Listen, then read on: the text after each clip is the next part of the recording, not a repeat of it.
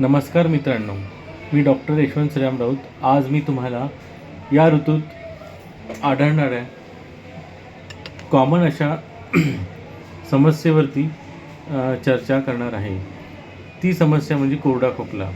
कोरडा खोकला हे एक रोग नसून एक लक्षण आहे. कोरडा खोकला जो आहे तो एक म्हणजे संरक्षणात्मक आपल्या बॉडीचं प्रतिक्षेप आहे. त्याद्वारे आपल्या पवननलिकेला स्वच्छ ठेवण्यास मदत करण्यात येते.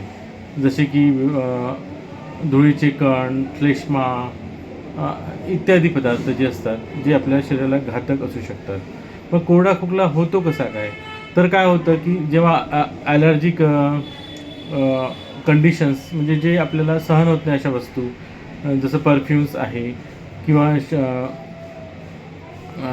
धुळीचे कण आहेत, त्याचप्रमाणे जर आपण म्हणू शकतो की खाद्यपदार्थ आहेत की एखादे परागकण आहेत जे फुलांमध्ये असतात, या प्रकारच्या वस्तूंमुळे किंवा यामुळे आपल्याला ॲलर्जिक असा खोकला येऊ शकतो.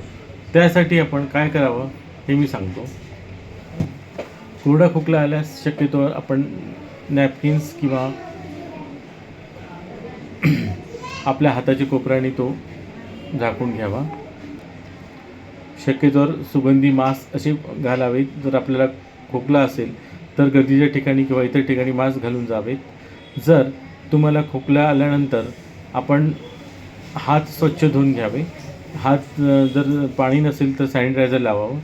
आणि जर तुम्हाला अवॉइड करायचं असेल तर भरपूर पाणी प्यावे, कारण त्याने काय होतं की घसा हा ओलसर राहतो आणि चिडचिडपणा कमी होतो. धन्यवाद.